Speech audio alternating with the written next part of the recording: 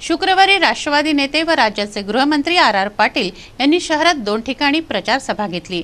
शहरातील मुस्लिम बहुल भागात झालेल्या सभेनंतर त्यांनी बडनेरा येथे जाहीर प्रचार सभेतून नवनीत राणा यांच्या विजयाचा निर्धार केला। शहरातील बडनेरा येथील आठवडी बाजार येथे शुक्रवारी राज्याचे गृहमंत्री व राष्ट्रवादी नेते आर पाटील यांची जाहीर सभा झाली। काँग्रेस राष्ट्रवादी आघाडीच्या उमेदवार नवनीत राणा यांच्या प्रचारार्थ या प्रचार सभेचं आयोजन करण्यात आलं होतं। काँग्रेस राष्ट्रवादी आघाडीच देशाला स्थिर सरकार देऊ शकते असे प्रतिपादन करीत राष्ट्रवादीच्या उमेदवार नवनीत राणा यांनाच प्रचंड बहुमताने विजयी करा हा संदेश आर पाटील यांनी या प्रचार सभेतून दिला। महाराष्ट्राची प्रगती गुजरातपेक्षा खूप चांगली आहे, ती आणखी चांगली करण्यासाठीच अन्न सुरक्षा कायदा, सुकन्या योजना असे कायदे केले। आता त्याचा व्यापक असर दिसेल, महाराष्ट्रात नव्याने उद्योगधंदे येतील असा विश्वास व्यक्त करीत आर पाटील विरोधकांवर चांगलेच बरसले।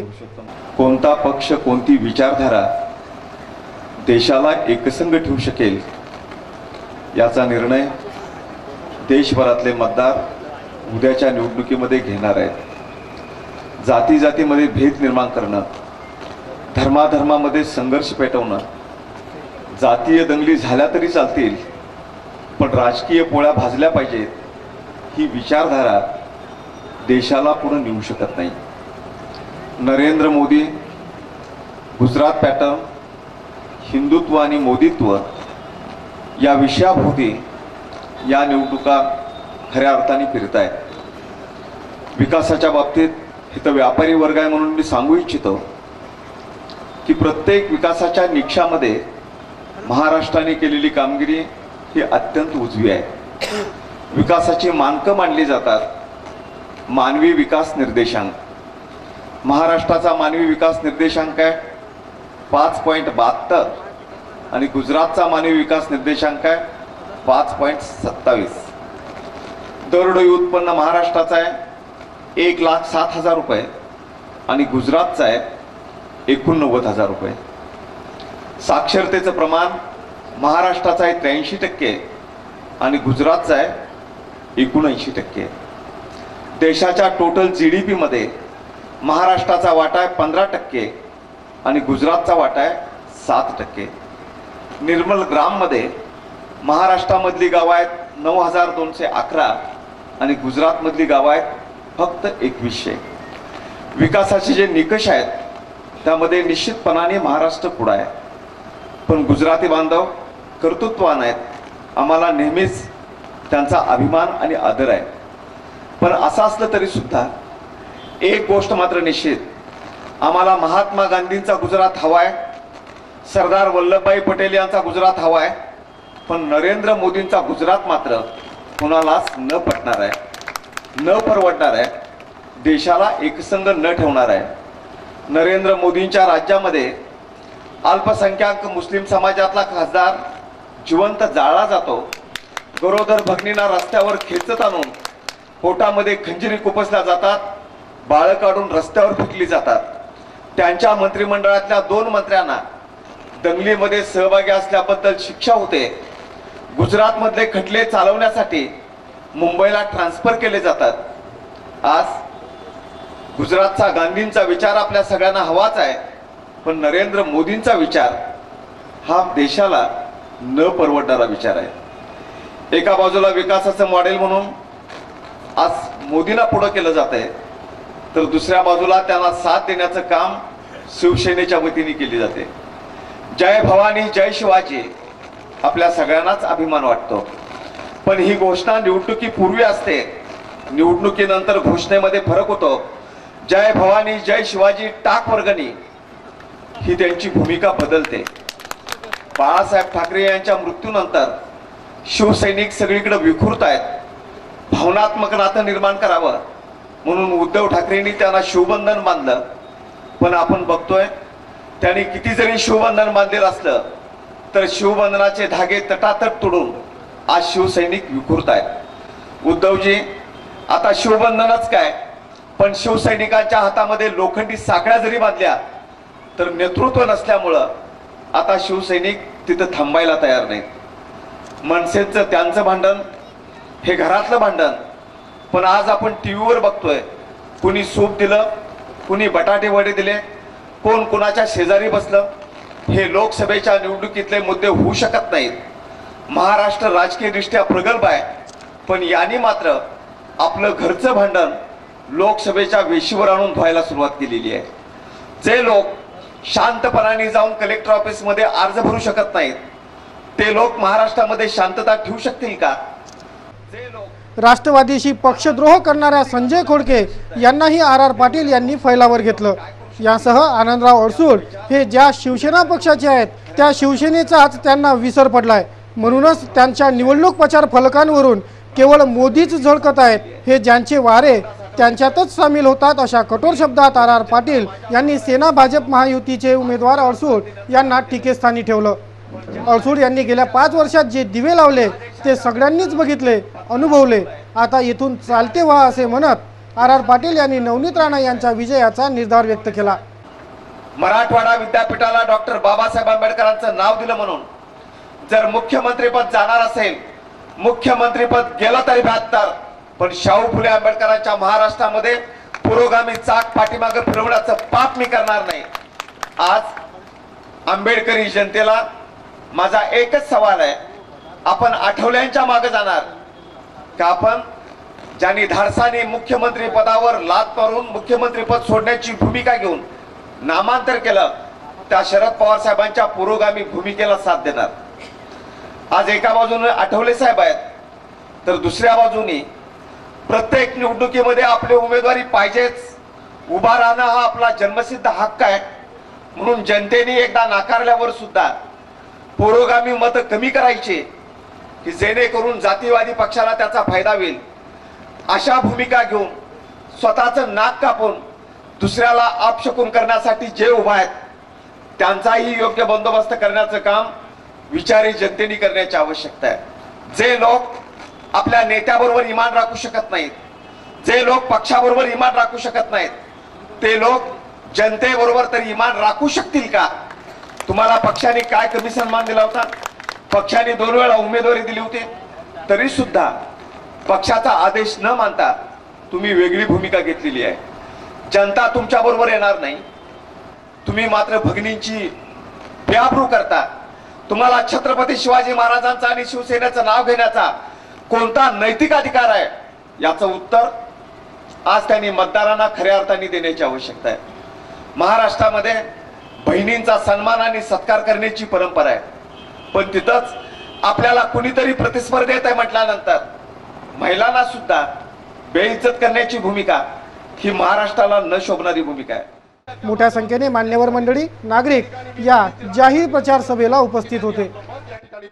शिवसेना भाजपचे उमेदवार आनंदराव अडसूळ यांच्या प्रचारार्थ विलास कॉलनी येथे कॉर्नर मीटिंग घेण्यात आली. या मीटिंगमध्ये अडसूळांनी नागरिकांशी चर्चा केली. विलास कॉलनी येथे प्रकाश कुकडे यांच्या निवासस्थानी कॉर्नर मीटिंग घेण्यात आली. शिवसेना भाजपचे उमेदवार आनंदराव अडसूळ यांच्या प्रचारार्थ आयोजित या कॉर्नर मीटिंगमध्ये अडसूळांनी नागरिकांशी संवाद साधला. राष्ट्रवादी काँग्रेस आघाडीच्या उमेदवार नवनीत राणा यांनी एलकी गावाचा दौरा केला. गावातून पदयात्रा करून त्यांनी ग्रामस्थांची थेट भेट घेतली. नवनीत राणा आपल्या दौऱ्यादरम्यान विविध गावांना भेटी देत आहेत. एलकी गावाचा दौरा नवनीत राणांनी केला व आपल्या कार्यकर्त्यांसह त्यांनी गावकऱ्यांची भेट घेतली.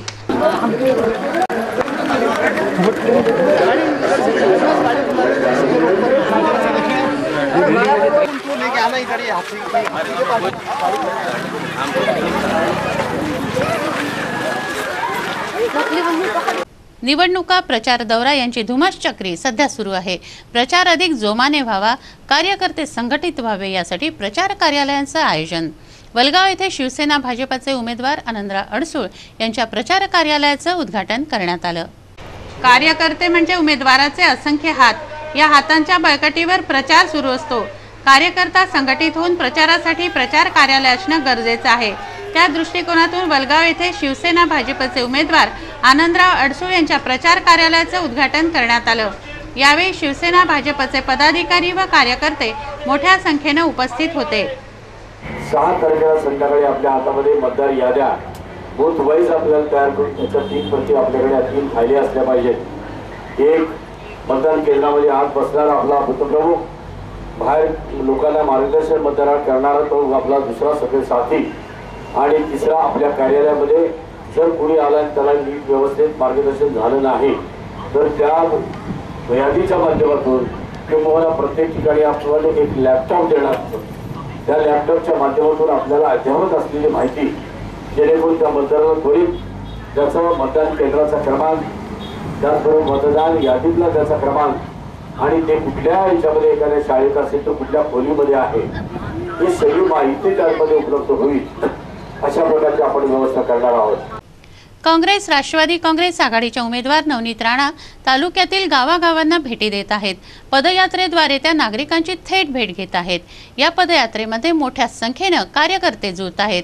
येसुर्णा असदपूर येथे त्यांनी पदयात्रा केली. नवनीत राणा यांनी आपल्या दौऱ्यादरम्यान येसुर्णा असदपूर या 2 गावांना भेट दिली. येसुर्णा येथे त्यांनी आपल्या कार्यकर्त्यांसह पदयात्रा काढली. मोठ्या संख्येने नागरिकांनी पदयात्रेदरम्यान नवनीत राणांची भेट घेतली. अमरावती शहर की बनने वाली इंदिरा गांधी है. ख्याल में रखिए भाइयों बहनों, आने वाली 10 तारीख को आपको घड़ियाली चुनावनी के सामने का बटन दबाकर अमरावती लोकसभा मतदार संघ की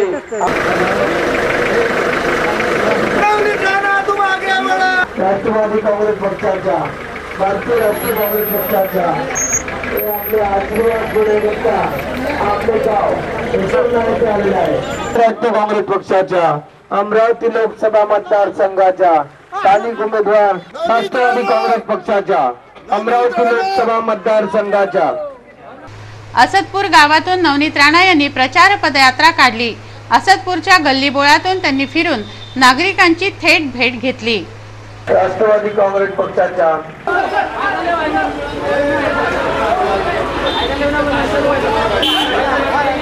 ताई आपल्या बहिणी सौ नवनीत राणा हे आपल्या जनतेचे आशीर्वाद घेण्याकरता आपले गाव असदपूर येथे आलेले आहे.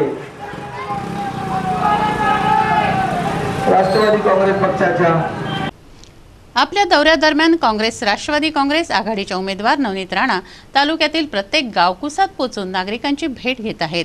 आपल्या प्रचाराच्या झंझावातात त्यांनी सावळी खुर्द, येवता, रासेगाव येथे भेट दिली. काँग्रेस राष्ट्रवादी काँग्रेस आघाडीच्या उमेदवार नवनीत राणा तालुक्यातील गावांमध्ये जाऊन नागरिकांची थेट भेट घेत आहेत. मोठ्या संख्येने कार्यकर्ते, पदाधिकारी यांच्या समवेत निघालेली ही पदयात्रा भव्य रूप धारण करते आहे. सावळी खुर्द येथील नागरिकांशी नवनीत राणा यांनी संवाद साधला.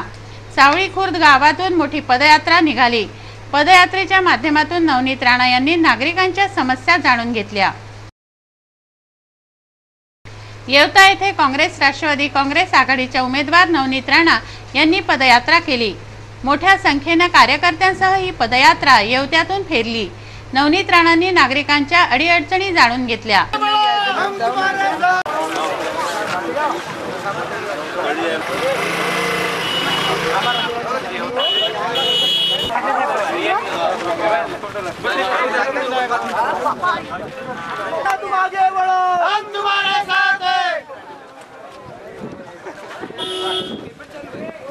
काँग्रेस राष्ट्रवादी काँग्रेस आघाडीच्या उमेदवार नवनीत राणा यांनी रासेगाव मधून पदयात्रा केली.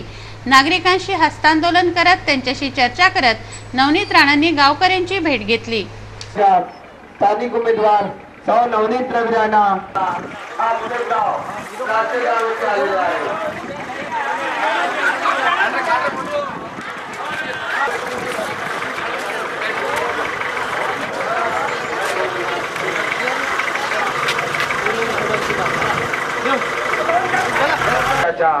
अमरावती लोकसभा मतदारसंघाच्या आपल्या अधिकृत उमेदवार सौ नवनीत राणा हे आपले आशीर्वाद घेण्याकरता आपले गाव रासेगाव येथे आलेले आहे.